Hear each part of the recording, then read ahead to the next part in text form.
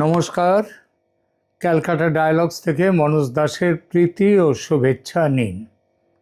একদিকে দিল্লি সফরের প্রস্তুতি প্রায় শেষ হয়ে গিয়েও বাতিল, অন্যদিকে বাংলাদেশ কিনতে চাইছে চীনের J-10C যুদ্ধ বিমান।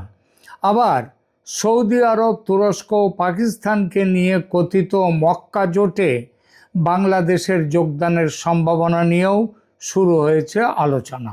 অর্থাৎ কূটনৈতিক বার্তাটা পরিষ্কার, ঢাকা যেন বলতে চাইছে দিল্লিকে কেয়ার করি না।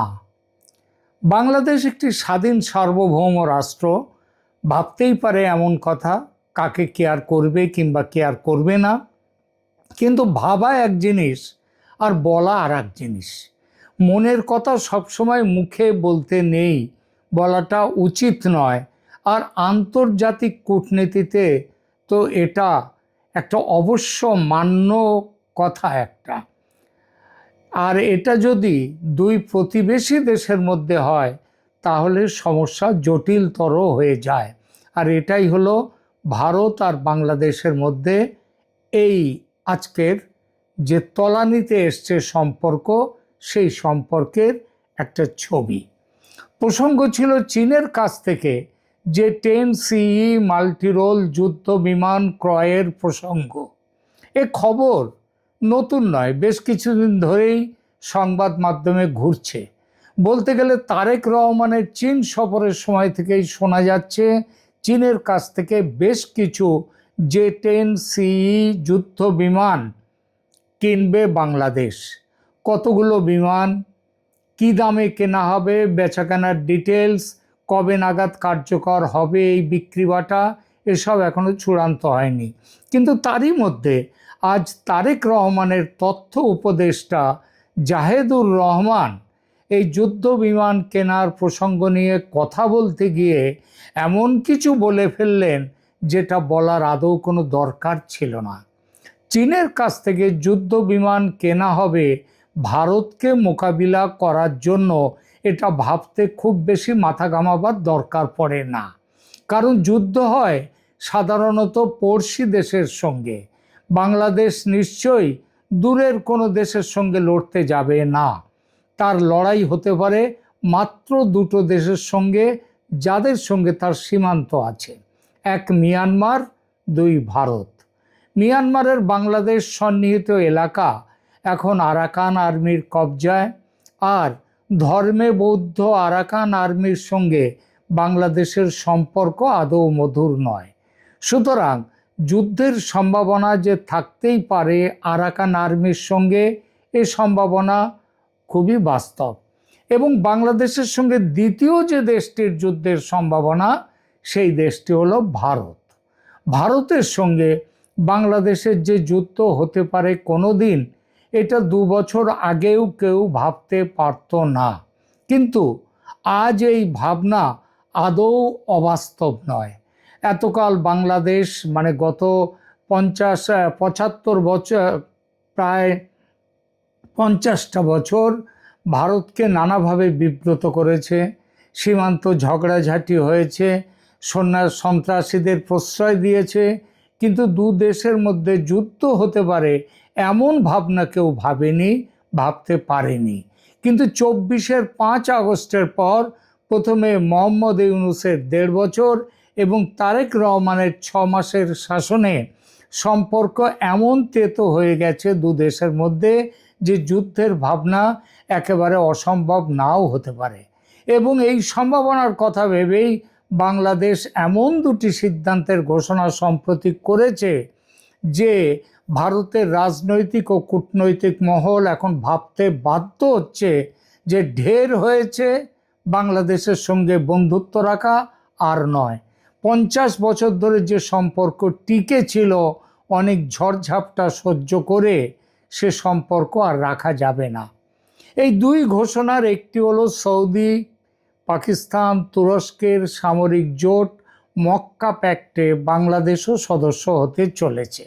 এই ঘোষণা করেছেন স্বয়ং বাংলাদেশের সরকারের এক প্রতিমন্ত্রী।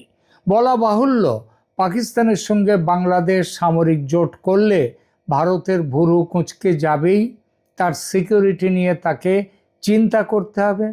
আর বাংলাদেশের যে দ্বিতীয় সিদ্ধান্তটি হলো চীনের কাছ থেকে যুদ্ধ বিমান কেনা। আগেই বলেছি, চীনের কাছ থেকে বিমান কেনার বাংলাদেশি সিদ্ধান্ত যে আজ বা কাল খবরে এলো তা নয়, এ খবর বেশ কয়েক সপ্তাহ আগের। কিন্তু এবার এই বাংলাদেশি সিদ্ধান্তের সঙ্গে এমন কিছু কথা বলেছেন বাংলাদেশ সরকারের এক রাজনৈতিক ব্যক্তিত্ব, যে কথা বলার কোনো প্রয়োজন ছিল না, কিন্তু অপ্রয়োজনীয় হলেও সে কথা তিনি বললেন ভারতের ওপর গায়ের ঝাল মেটাতে এবং স্পষ্টত ভারতকে অপমান করার উদ্দেশ্যে। সেই সঙ্গে আন্তর্জাতিকভাবে পাকিস্তানের সঙ্গে আরও ঘনিষ্ঠতা ও তাদের সঙ্গে বাংলাদেশের প্রেমের মাত্রা এখন কোন পর্যায়ে সেটা দেখাতে। ঘটনাটা কি বলি। তারেক রহমানের তথ্য উপদেষ্টা জাহেদুর রহমান চীনের কাছ থেকে J-10C যুদ্ধ বিমান ক্রয়ের ঘোষণা করেই শুধু থেমে যাননি, এই বিমানের গুণপনা ব্যাখ্যা করতে গিয়ে তিনি বলেছেন, গত বছর মে মাসে ভারত পাকিস্তানের মধ্যে যে যুদ্ধ হয়েছিল, যা অপারেশন সিন্দুর নামে পরিচিত, সেই যুদ্ধে পাকিস্তান এই বিশেষ চীনা যুদ্ধ বিমানের সাহায্যে ভারতের রাফাল যুদ্ধ বিমান ধ্বংস করেছিল। এবং এর দ্বারা তিনি ইঙ্গিতে এ কথাটা বলে দিলেন যে অপারেশন সিন্দুরে ভারত পাকিস্তানের কাছে নাস্তানাবুদ যে হয়েছিল, তার মূলে আছে চীনের এই বিশেষ চীনা যুদ্ধ বিমানের কৃতিত্ব। আর জনাব জাহেদুর রহমানের এই বক্তব্যে ভারত স্বভাবতই ক্ষিপ্ত বা ক্ষুব্ধ হয়েছে। জাহেদুর রহমান এমন কোনো কেউকেটা ব্যক্তি নন যে প্রতিক্রিয়া জানাতে সঙ্গে সঙ্গে ভারতকে নেমে পড়তে হবে।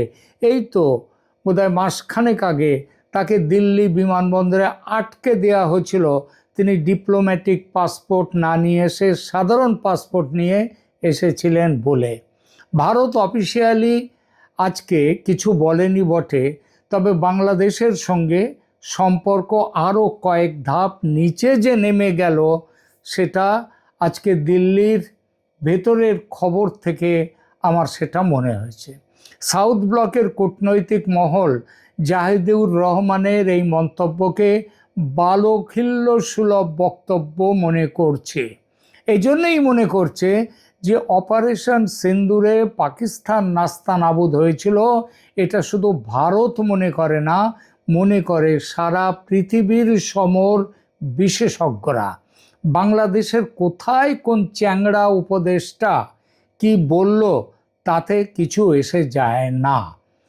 আন্তর্জাতিক যুদ্ধ ও কৌশলগত বিশেষজ্ঞ এবং বিভিন্ন প্রতিরক্ষা গবেষণা প্রতিষ্ঠানের বিশ্লেষণে অপারেশন সিন্দুরে ভারতের স্পষ্ট অগ্রগতির কথা বলা হয়েছে।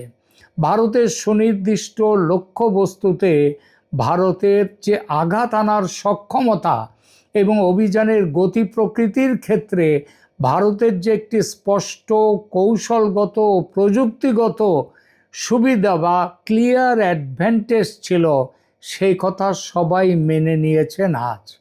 এই বিষয়ে বিশেষজ্ঞদের মূল্যায়নগুলো একটু দেখা যাক।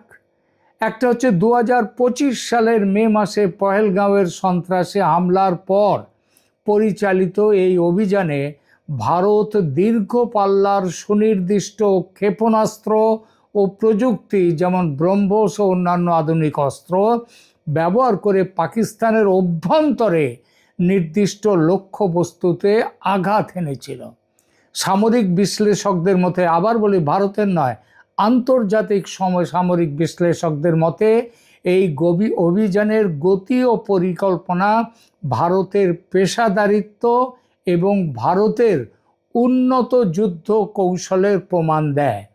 পারমাণবিক ভীতির বাধা অতিক্রম করার ব্যাপারে কি বলেছে?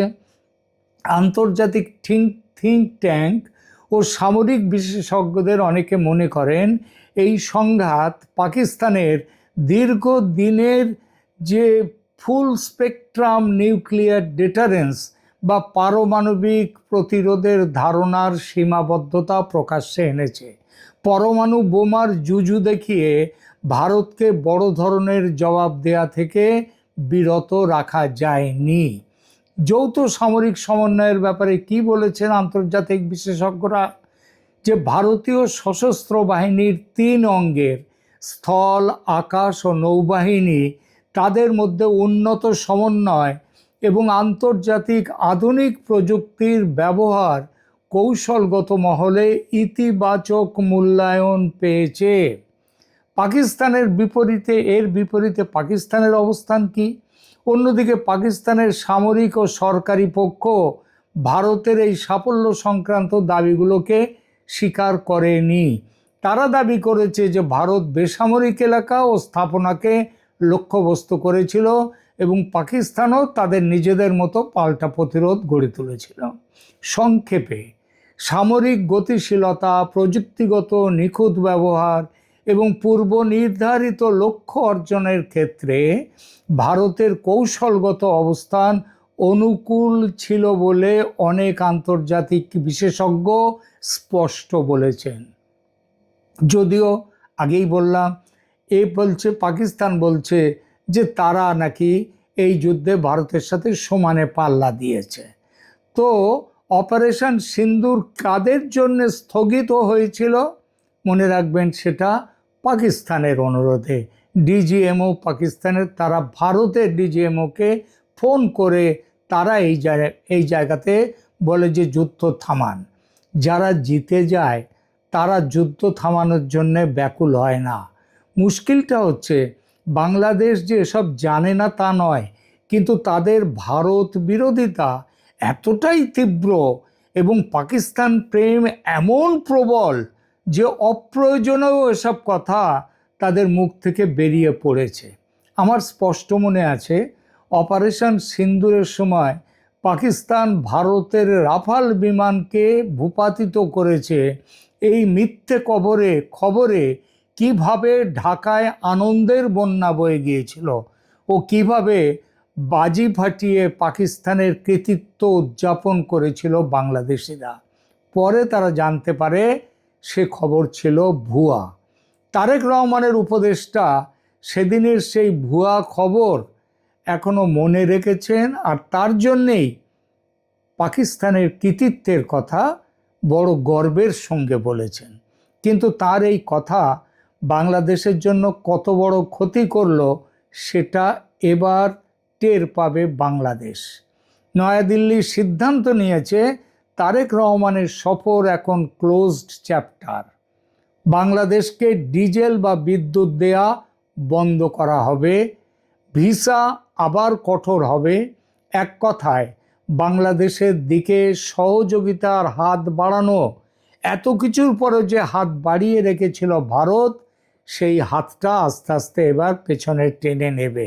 শুধু এটা নয়, ভারতের ব্যবহার সর্বক্ষেত্রে আরও শীতল হবে। তার মানে আজকে বাংলাদেশ যে জ্বালানি সংকটে, বিদ্যুৎ সংকটে ভুগছে, ভারতের একটু ছোট্ট একটা টোকা মারলেই সেই সংকট কয়েক গুণ বেড়ে যাবে। বাংলাদেশের অর্থনীতি ধ্বংস হবে। সেই যে ব্যাপারটা নতুন করে আর বলবো না, কারণ গত বেশ কিছু প্রতিবেদনে আমি এই কথাগুলো বলেছি যে ভারত জ্বালানি না দিলে, বিদ্যুৎ না দিলে, তাদের রেডিমেড গার্মেন্টস শিল্পের যে সেখানটায় তাদের কাঁচামাল না দিলে এটা কোথায় গিয়ে দাঁড়াবে এই শিল্প, বাংলাদেশের অর্থনীতি, সেটা আরও আমি এর আগেও বলেছি এবং আগামী দিনে আরও দেখতে পাবেন। প্রিয় দর্শক, কেমন লাগলো আমাদের এই ভিডিও, আমাদের এই প্রতিবেদন? আপনারা কমেন্ট করে জানান, লাইক দিন, শেয়ার করুন এবং অতি অবশ্যই সাবস্ক্রাইব করে পাশে থাকুন। ধন্যবাদ।